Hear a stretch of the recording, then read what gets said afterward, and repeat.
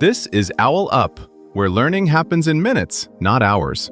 For a deeper journey, explore all our courses at owlup.co. Now, let's dive in.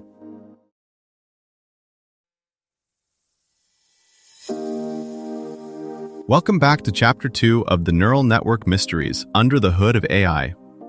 In this episode titled Inside a Perceptron, Basics Explained, we're going to unravel the fascinating mechanics of how a perceptron works. Think of it as the building block of neural networks. So, grab your curiosity and let's dive in. Right now, as you're listening, your phone is quietly firing off millions of tiny yes or no decisions.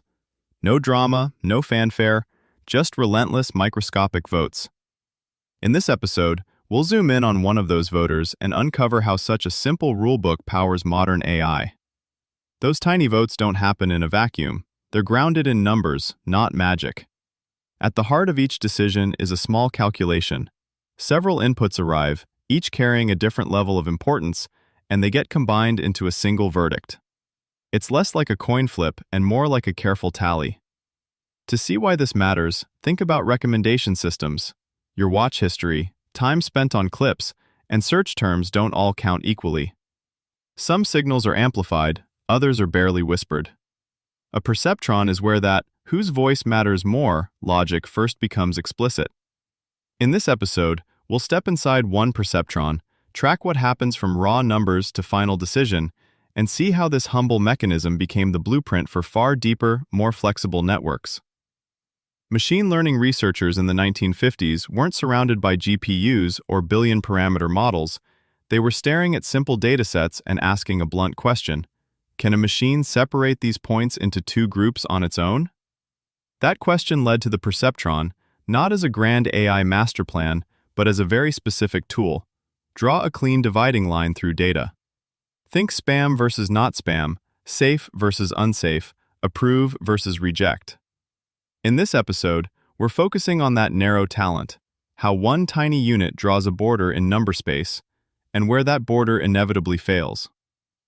To get concrete, let's write down what happens inside that single unit. First, each feature in your data is assigned a weight, a number that says, how much should this particular clue sway the verdict? Height of a transaction amount, time of day, device type, each gets its own dial. There's also one extra number, the bias, which quietly shifts the whole decision rule up or down. Together, these knobs determine how strict or lenient the unit is. All those numbers meet in a single computation. They're combined into one score, then pushed through an activation step that snaps the outcome into a clean 0 or 1. That snapping is crucial. It turns a fuzzy, sort of convincing score into a firm choice. Historically, this was a hard threshold. Above this line, say yes. Below, say no. Training is where things become interesting. We don't handpick the weights. We expose the unit to labeled examples and let it adjust. Each mistake triggers a tiny correction. If it said approve when the truth was reject, it nudges weights so that similar future examples move toward the other side of the line. The perceptron convergence theorem promises that, for data that really can be split by some straight boundary, this nudging will eventually find one.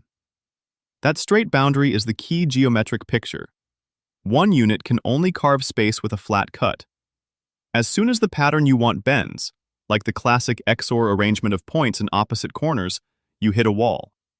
No matter how long you train, a single flat cut can't cleanly separate them.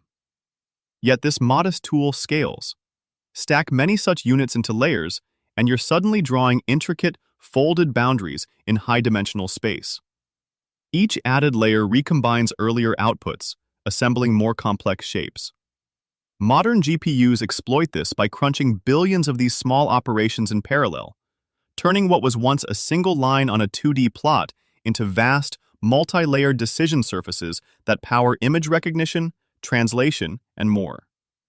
Your challenge this week: pick one everyday binary filter you rely on, spam folder, fraud alert, or login security, and ask, could a single straight boundary in feature space really separate its yes from its no? Then dig. What extra clues or twists would force that system to go beyond one flat cut? Think about how a bank screens loan applications. One bare-bones setup might focus on just three numbers: income, existing debt, and credit score. A single perceptron can treat those like coordinates and carve a flat decision surface. One side means approve, the other deny. That works decently when higher income, lower debt, and better credit almost always align with safer borrowers. Now change the rules. Suppose the bank adds a startup founder with low salary but high equity, or a retiree with strong savings but no current income. Suddenly, the neat, flat split starts to fail. Risky and safe applicants weave around each other in ways that can't be handled by a single tilt of the plane. Here's the twist.